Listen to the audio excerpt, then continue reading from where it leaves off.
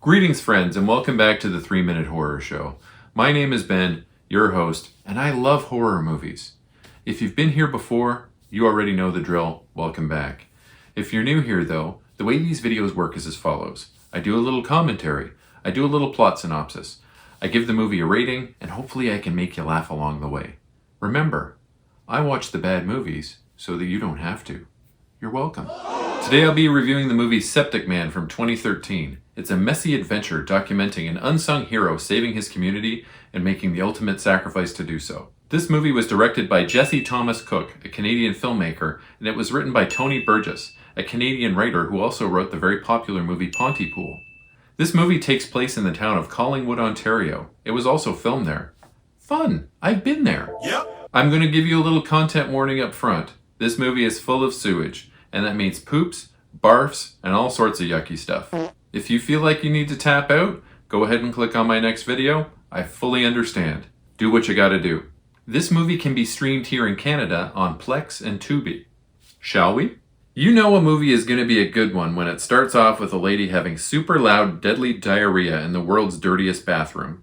We hear from a voice over the credits that something has infected the water supply in Collingwood, Ontario, and it's giving everyone killer poops. As a result, the town is being evacuated. A septic worker named Jack is outside cleaning some pipes when serial weirdo Julian Richings from the movie Hardcore Logo shows up to ask Jack the Septic Man to take on a serious job that may be outside the law. Richings has been sent as the consortium that secretly runs the town would like to hire Jack to uncover the source of the diseases running rampant in the water, and then fix it while the town is empty.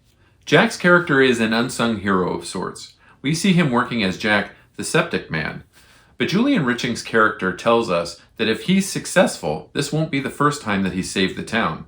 Apparently, some years previous, Jack fixed an issue that saved many lives that never even made the papers. Jack's wife Shelley is going to leave town with everyone else, and she doesn't understand why Jack is planning to stay back. He doesn't owe the town anything. The town is meeting at the curling rink to be evacuated, and Jack relaxes with a cold steam whistle beer in the tub.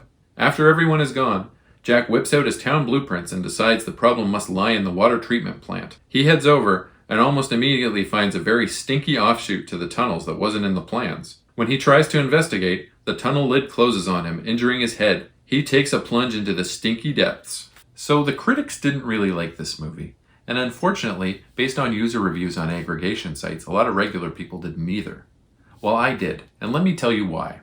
Number one, the sets that they used were incredible. If they weren't actually shot in real subterranean sewers, they sure looked real. And real stinky. Number two, Jason David Brown's performance as Jack. You can feel Jack's sanity slipping away from him as he realizes that he's not going to come out of this situation unscathed. Jack is trapped in a super stank chamber for a while, then he starts poking around. He discovers what he believes to have been the problem with the town's water.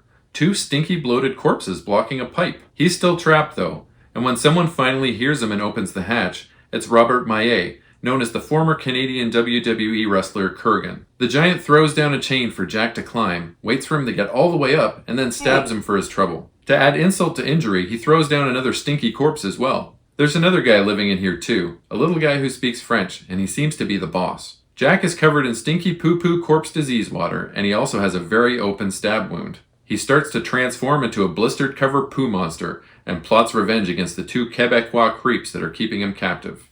Look, I realize this movie isn't going to be for everyone. It looks like it stinks, and Jack barfs a lot, like way more than you'd realize. But, at the same time, the story was much better than what I was expecting based on that cold open. They left this movie way open for a sequel as well, and I'd watch it and probably enjoy it. That being said, this movie really gives me a Canadian Toxic Avenger vibe, and I dig it. I rate it 7 out of 10. As always, a link to my letterbox will appear in the video's description. Please leave me a like, comment, and subscribe as it really does boost my engagement and helps my channel grow. Smell you later, nerds! Jack, what happened to you?